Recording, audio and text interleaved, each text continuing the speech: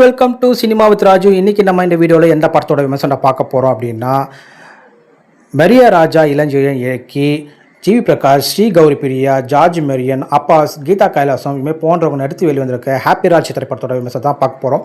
So இந்த படத்தோட positive என்ன, நெகட்டிவ் என்ன, இந்த படம் நம்மளுக்கு எப்படி ஒர்க் அவுட் ஆச்சு அப்படின்றத நம்ம விரிவாக பார்க்கலாம். அதுக்கு முன்னாடி இந்த சேனலுக்கு இப்போ தான் முறையாக வரீங்கன்னா ப்ளீஸ் மறக்காமல் சப்ஸ்கிரைப் பண்ணி சப்போர்ட் பண்ணுங்கள். அப்படியே இந்த வீடியோக்கு ஒரு லைக்கை போட்டு ஷேர் பண்ணுங்கள். ஸோ வாங்க வீடியோக்குள்ளே போகலாம். இந்த ஹாப்பி ராஜோட கதை என்ன அப்படின்னு பார்த்தீங்கன்னா, கோவையில் ஒரு பள்ளிக்கூடத்தில் வாத்தியாராக வேலை பார்க்குறாரு ஜார்ஜ் மெரியன். அவரை பார்த்தீங்கன்னா அந்த பள்ளிக்கூடத்தில் மட்டும் இல்லாமல் அந்த ஊரே வந்து அவர் ஒரு பேர் சொல்லி கிண்டல் பண்ணி உருவகேலி பண்ணுறாங்க. ஸோ அவருடைய மகனான ஜிவி பிரகாஷ்க்கும் அதே உருவகேலி சொல்லி கிண்டல் பண்ணுறாங்க. அதனால் ஜிவி பிரகாஷ் என்ன நினைக்கிறார், இனிமேல் இந்த ஊரில் இருந்தால் நம்ம மானம் போயிடும், நம்மளுக்கு காதல் கல்யாணம் எதுவுமே நடக்காதுன்னு சொல்லிட்டு ஒரு பெரிய லட்சியத்தோட காதல் கல்யாணம் பண்ணணும் அப்படின்னு சொல்லிட்டு பெங்களூருக்கு ஒரு ஐடி கம்பெனியில் ஜாயின் பண்ணுறாரு. அங்கே கதாநாயகியான கௌரி பிரியாவை சந்திக்கிறாரு. அதுக்கப்புறம் இருவருக்கும் காதல் ஏற்படுது. அதுக்கப்புறம் இரண்டு அப்பாக்களோட ஈகோ கிளாஷ்னால் இந்த பிரச்சனைகள் வருது. அதுக்கப்புறம் இந்த காதல் ஒன்று சேர்ந்துச்சா இல்லைன்றத ஒரு காமெடி எமோஷன் கலந்து ஒரு மெசேஜாக சொல்லியிருக்காரு இயக்குனர். அதுதான் இந்த ஹாப்பி ராஜ். இந்த படத்தோட பாசிட்டிவ் என்னென்னா, ஜி பிரகாஷோட காமெடி கலந்து ஒரு அட்ராசிட்டி ஆகட்டும், அப்பாஸோட நடிப்பாட்டம், அது இல்லாமல் மற்ற நடிகளோட நடிப்பாட்டம், எல்லா பர்ஃபார்மன்ஸுமே சூப்பராக இருந்துச்சு. முக்கியமாக இந்த படத்தை தூக்கி நிறுத்தது ஜார்ஜ் மெரியனோட நடிப்பு தான். ஸோ அவரோட பர்ஃபார்மன்ஸ் தான் இந்த படம் வந்து ஒரு பக்க பலமாக இருக்குது. இதுக்கு இசையமைச்சிருக்கிறது பார்த்திங்கன்னா ஜஸ்டின் பிரபாகரன். ஒரு 2-3 பாடல் கேட்குற மாதிரி ரசிக்கும்படியாக சூப்பராகவே இருந்துச்சு.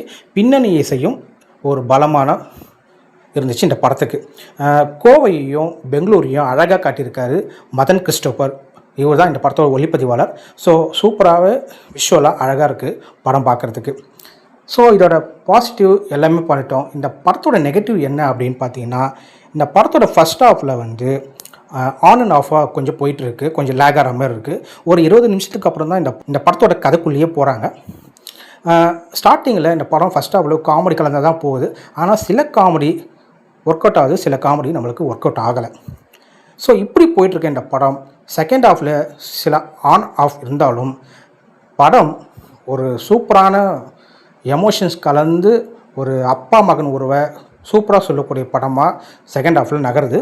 ஸோ இந்த படம் ஒரு ஃபீல் குட் மூவியாக வந்து ஒரு குட் மெசேஜோடு இந்த படம் முடியுது. ஸோ இந்த படம் மொத்தத்தில் எப்படி இருக்குது அப்படின்னா, ஒரு ஒன் டைம் வாட்சபிளான ஒரு ஆவரேஜான மூவி தான். ஸோ எல்லோரும் இந்த திரைப்படத்தை தியேட்டரில் போய்ட்டு பார்க்கலாம். இதில் எந்த அடல்ட் கண்டென்ட்டும் இல்லை. அதனால் எல்லோரும் ஃபேமிலியோட இந்த படத்தை போய் என்ஜாய் பண்ணலாம். ஸோ வேறு என்ன, இதே போல் வேறொரு விமர்சனம் உங்களை மீண்டும் சந்திக்கிறேன். See you, Tata.